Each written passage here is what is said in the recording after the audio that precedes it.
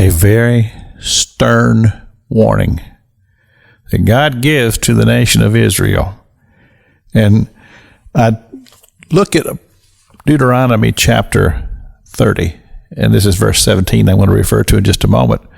But I'm bridging off the Proverbs chapter 3, where he tells us to not forsake the commandments.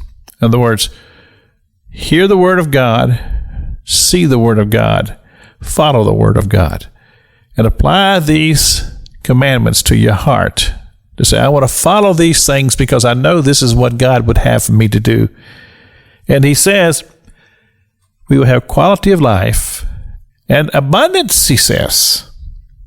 But now, understand this. If that heart turn away or is drawn away and worship other gods, this is God speaking now, I denounce ye, and ye shall surely perish. That's the word of God. As we find it in the book of Deuteronomy, the Proverbs, it says, don't forsake these things and don't forsake God.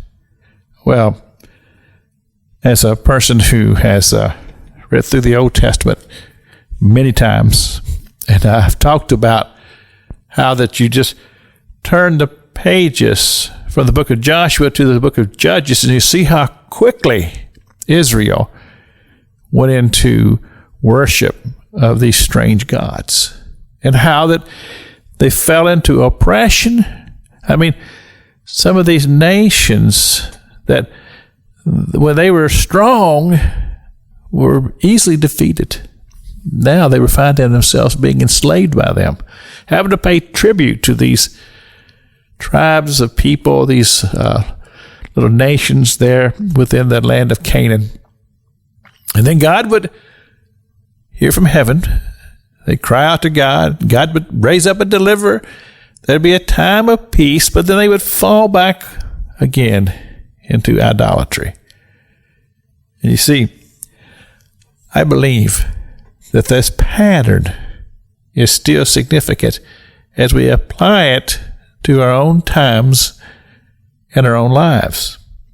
There are many, many things in this world that steal people's hearts. And sometimes I'm just absolutely astounded, because I'm somebody who just grew up on a farm in Kentucky. I remember in 1968 when one of my teachers in high school brought the Look and the Life magazine and began to tell us about the hippies and all that sort of thing. I'd never heard of any of it. I don't live in that world. But I do know this, that there is a strong, strong effort to steal people's hearts away from the true and the living God. And the bad thing about it, it always leads to destruction, because that's what the devil does. He comes to steal, kill, and to destroy, and he's not happy until he's brought people under his chains, which has the ultimate work of death.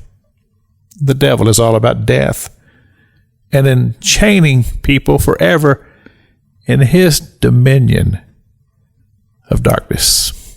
This is Pastor Jack King with the gospel on the radio broadcast.